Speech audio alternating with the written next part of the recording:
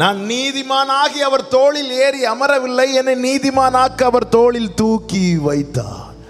எத்தனை பிள்ளைங்க இருந்தாலும் நீங்க ஸ்பெஷல். அவருக்கு அவர் கண்களில் கிடைத்த கிருபை, அவர் நமக்கு பாராட்டுகிற கிருபை.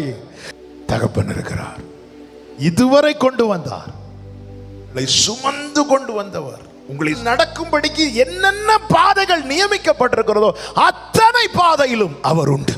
நீ தண்ணீரை கடக்க வேண்டி இருக்குப்பான்னு சொல்லிட்டு அவர் மறையவில்லை. நீ தண்ணீரை கடக்கும் போது நான் கூட இருக்கிறேன் என்றவர்.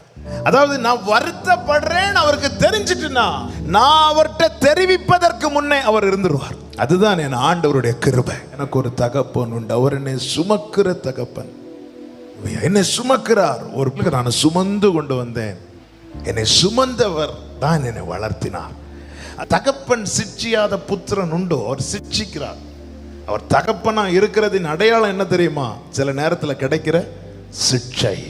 அவர் என்னுடைய தகப்பன் என்பதின் அடையாளம் என்ன? சில நேரத்தில் என்ன கொட்டுறார். ஒரு தகப்பனுடைய கோபம் பிள்ளையை ஒரு நாள் அழிக்காது.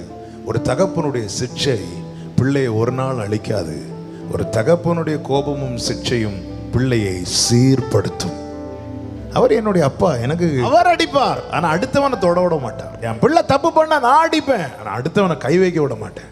என் சத்துருக்களின் இஷ்டத்துக்கு என்னை ஒப்புக்கொடாது இருக்கிற என் தேவனுக்கு ஸ்தோத்திரம். தகப்பன் தன் பிள்ளைகளுக்கு இறங்குகிறது போல சிட்சைக்கு அப்புறம் என் தேவன் உனக்கு பாராட்டுகிற இரக்கம் என்பது இதுவரை நீ ருசித்ததை காட்டிலும் சுவையுள்ளது. தகப்பன் தருகிற ஒரு சிட்சைக்கு தேவன் ஆல்ரெடி இரக்கம் பாராட்டுகிறார். அந்த இரக்கத்தின் அடையாளமாக என்னை சுமக்கிறார், என்னை வளர்க்கிறார், என்னை ஆதரிக்கிறார். எல்லாம் உண்மை. ஆனால் சில நேரத்தில் தகப்பன் சிட்சிக்கிறார். அந்த சிட்சைக்கு பிற்பாடு அவர் ஒரு இரக்கம் காட்டுறார் பாருங்க. அந்த இரக்கம் என்பது அதுவரை நான் சுவைத்த சுவையிலும் அதிக மதுரமானது.